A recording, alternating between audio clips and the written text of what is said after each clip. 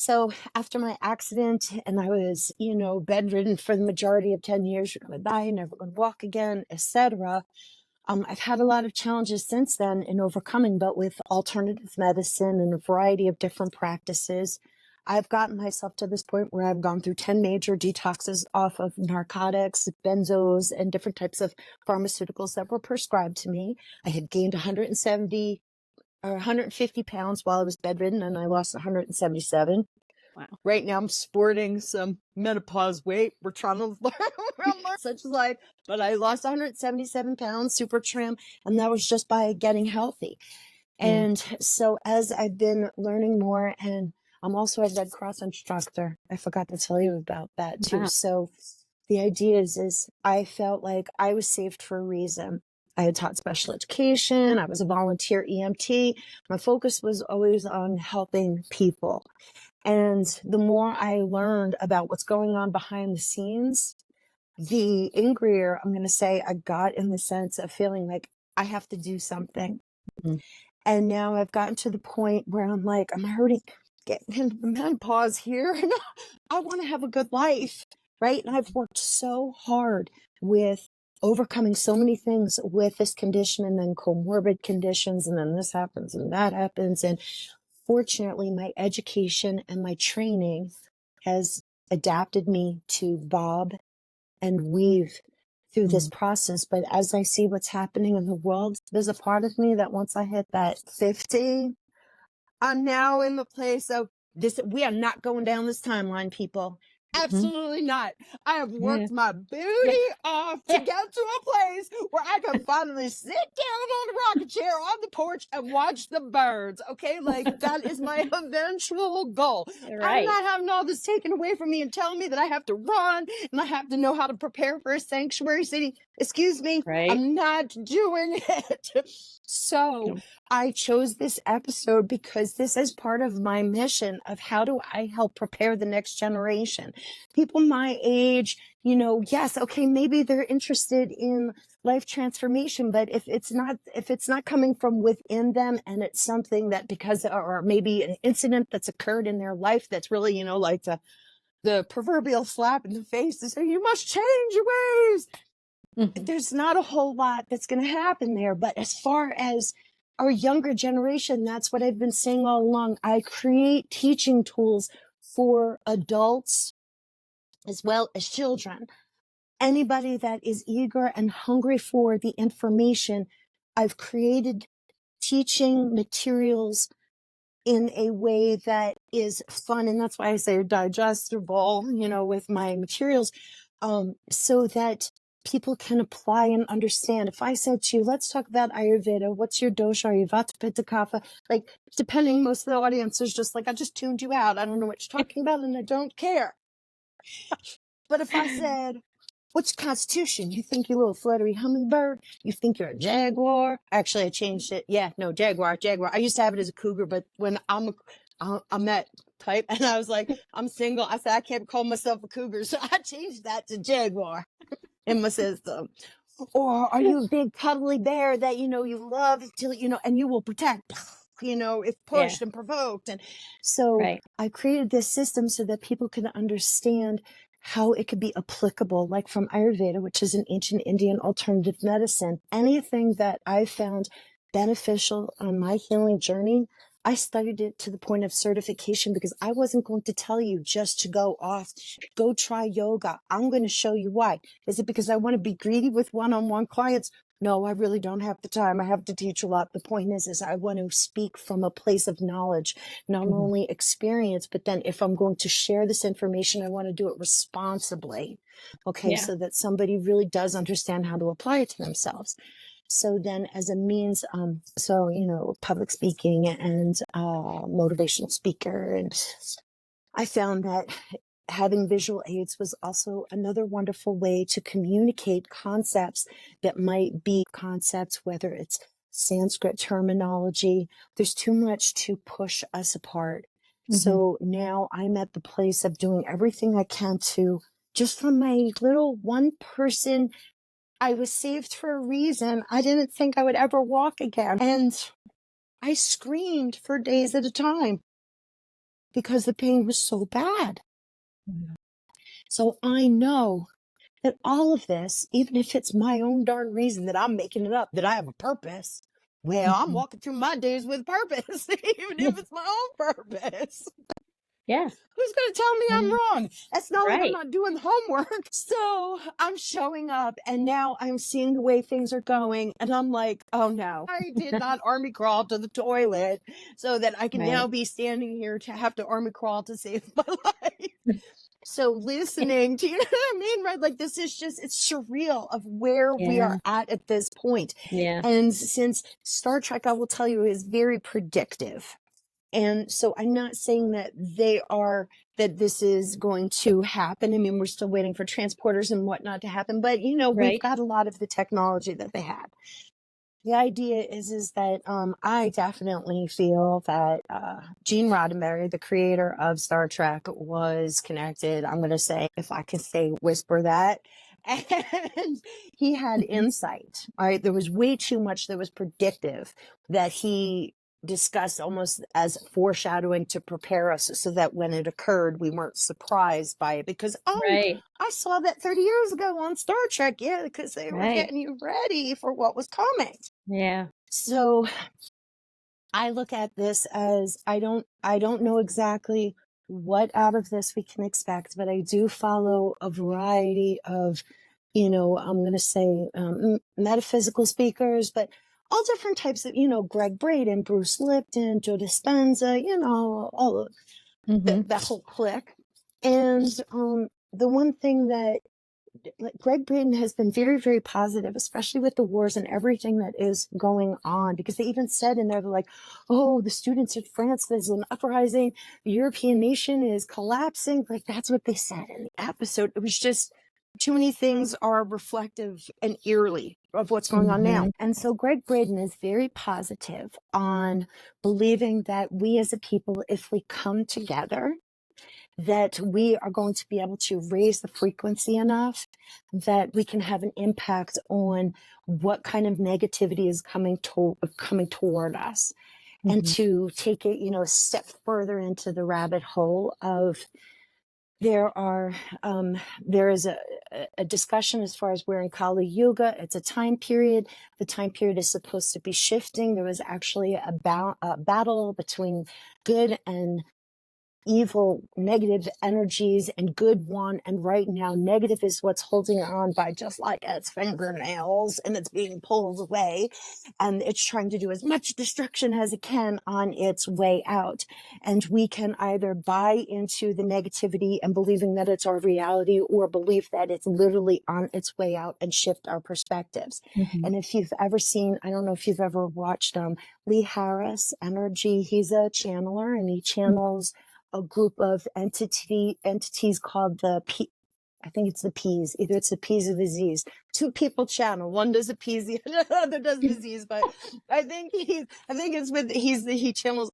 I don't know. It's the P's or the Z's. And so he was channeling them, and they said the good news is that right now all we need is 30% of the Earth to wake up, to illuminate themselves. And right now we're at 24%. So I did the math and I was like, we only need 420 million people to wake up, to shift their perspective and believe that we're capable of achieving so much more. And instead of going through the Bell riots, that we Right. could come out on the other end of it with that knowledge and that growth of, we can't keep doing things this way. This is not good for society. So I've taken it upon myself to try to find some ways to talk to the inner child of adults, because this is literally how I show up in my adult classes. I've puppets and everything and a prize box Oh, nice. I have a Um, prize box oh, do at school. you? Sorry. At school? Oh, Oh, yeah. that's Yeah, yeah, yeah. fantastic. Yeah. Oh, yeah. Yeah, see, well, I was a teacher, right? So just Yeah, because we're yeah. No. grown up, why should we not Right. get, you know, like a dosha dial sticker or a bookmark or something, right? Yeah. So that's what I'm doing. I'm looking at this as we have to do something before we hit a point of no Mhm. return with our Yeah. timeline. Yeah. And I don't know what else to do, but I am darn determined to not let the outcome of what is possible and what we're seeing to let that be our outcome. So I've made it fun and engaging, like the things that I do for adults as well as children and families to learn together. But it's basically information books of how do we survive? What foods should we be growing? How should we be growing them together? For companion planning, what nutrients do we need? What are the healing properties of these foods? So this type of information lifestyle, why do we do these particular types of practices? Which foods are good for this type of, are known for this type of, not saying it's a cure, Right. gotta be careful, but what types of foods are good for illness? What types of foods are good for, yeast infection? I mean, it's in there. So this is my way of trying to disperse information so that if we have some type of cyber attack or electromagnetic pulse, the topics are pretty heavy. So this is also why I'm a colorful person. I always show up this way, but I'm just saying this is why I've chosen to continue showing up this way with the topics that I'm bringing up, because I know it's heavy. I know it can be scary, but we're not feeding into the fear. I'm empowering people with knowledge to say, you buy those chickpeas. I'll show you 12 different things to make for the breakfast, lunch, dinner, dessert, and snack. You will be set in Armageddon. Okay, get 12 cans. So this is how all of this, my mission, my experience, and this series and these 2 episodes ties into who and what I am, what I'm doing. I love it. Can you, for people who listen to this and aren't watching it, I just want to talk about what we have going, what the visuals are here. You have on a lovely chef's hat. Oh, is it tie-dye? Yeah, because it's tie-dye. Yes, it's tie-dye. Love it. And you have, and it lights up. It lights up. And we could also do a little bit of part-time. Flashing lights. Yes. Get the disco ball going. And you have, what would you call that? An emblem on the front? What would you call it? Oh, yeah. With the letter CKT. Yes. Which Camp Kids Thrive. Camp Kids Thrive. Okay. And you have behind you, it's beautiful. There is, thank you. It looks like it's painted on the wall, a sky, blue sky with a tree, with lights. Tree mosaic. Love it. And you have a dream catcher back there too, I see. Yes. Right?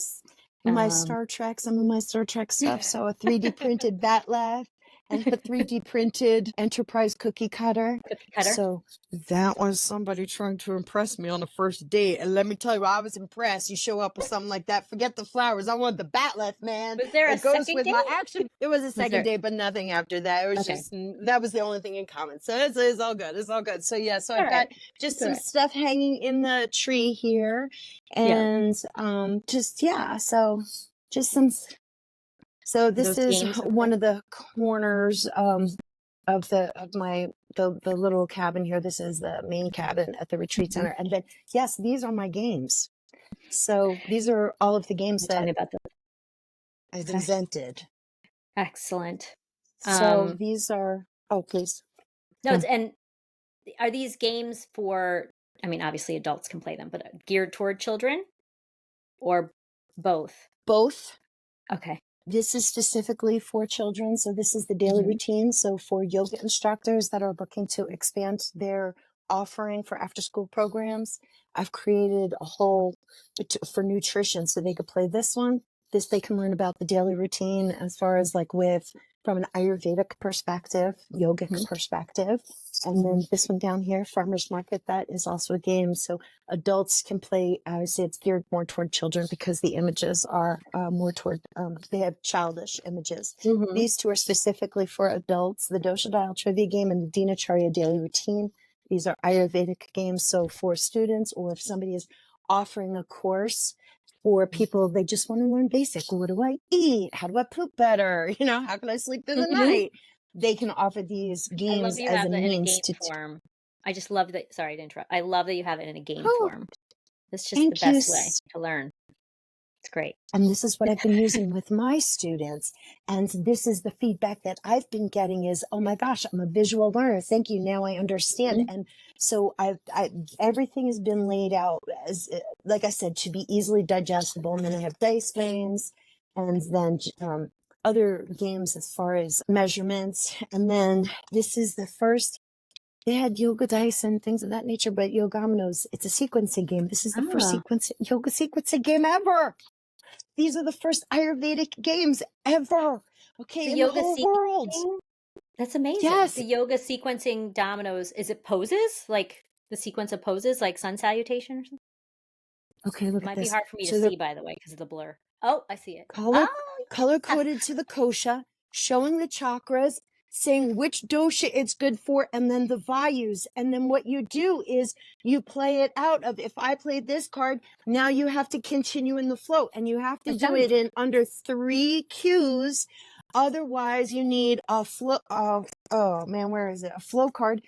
If it's like, if you have 5 cues to give to the next transition, you need to use your flow card. And then you might pull a prop. So how do you use, eye pillow or sandbag or balls? Okay, so thank you so much. So, and then I numbered it so that because during the pandemic, then this way people could play with their students on Zoom. And instead of, they're still learning the asanas, they may not know which one's downward dog, card X, card 7. Right. Yeah. So then they could, and that's how they also learn. Recipe rummy, we learned how to make recipes, food combining. Then it all says Ayurveda in there, and then another Ayurveda and another Ayurveda. But this one's a lot of fun, called What's for Dinner? And we take our recipe cards because we know we hear this one for the whole rest of our life, right? Yeah. What's for dinner? And so I throw this card out, and it says this ingredient can be used to make bread. And up here it says, "Ha it'll make it to make it rise." The balloon.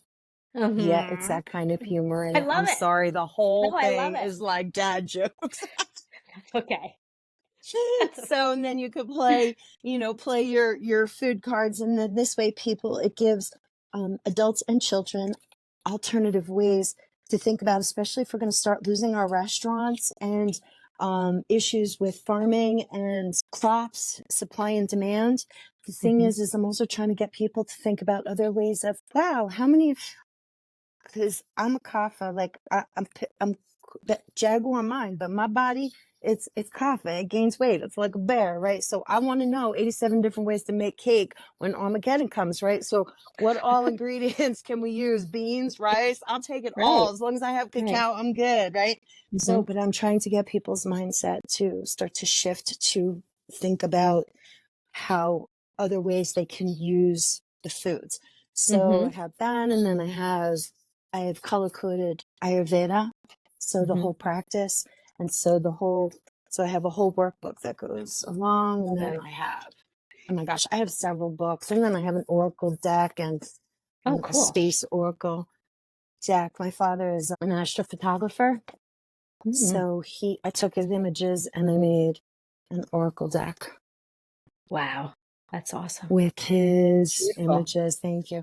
So it's just different ways, but the way I wrote out this book for the Oracle deck, it's a life coaching book. So it has many useful tools of how to deal with circumstances in life. And all of this has been created as an entire shout outs line to help people survive if we go offline. Even if we're online, how can we have color coded spices? And then are they good for a little hummingbird? Are they good for a bear? So that's on there. And then also the terpenes. And terpenes are the healing properties, are found in cannabis, but they're also found in foods. Okay. And so using understanding the terpenes in spices tells you the healing properties in that spice. So this way you don't have to look through your book. You just look right at your sticker. And then you say there are other stickers that the properties and benefits. Wow. So it'll say right on there, like, oh, it's an analgesic, it's an antiemetic, an anti-inflammatory. So instead of looking through books of which one, little Tommy has a cold. Pull out your spices, look at the stickers and see which ones are commonly used. Not saying it's a cure. I'm just saying what it's known for. We have to be very careful online. You know what I'm talking about. Yes. And then so for the essential oils also, so that it shows all the, it's upside down. all the chakras, whether it's heating or cooling. So then, and then again, a workbook, a color-coded workbook to explain what does that mean. If it's Right. good for the throat chakra, well, what other healing properties does it have, perhaps because it relates to the throat chakra? So I've been creating these teaching tools, and now I'm putting it all into a program. And what I'm working on right now is to set up certification for. I'm starting with yoga instructors, kids yoga instructors. Anybody's welcome to join the program, especially homeschooling parents or Right. whomever is interested in learning. But my intention is, how do we get this information of having fun, saying, wow, I didn't know chickpeas could be made Yeah. into treats and brownies and blondies, and how do we communicate that information? And right now, the group that I see are the kids yoga instructors that they're going to those locations, and they can disperse this information and this knowledge to empower people to think outside of the box that we've been put into, because now survival is going to be required outside of the box.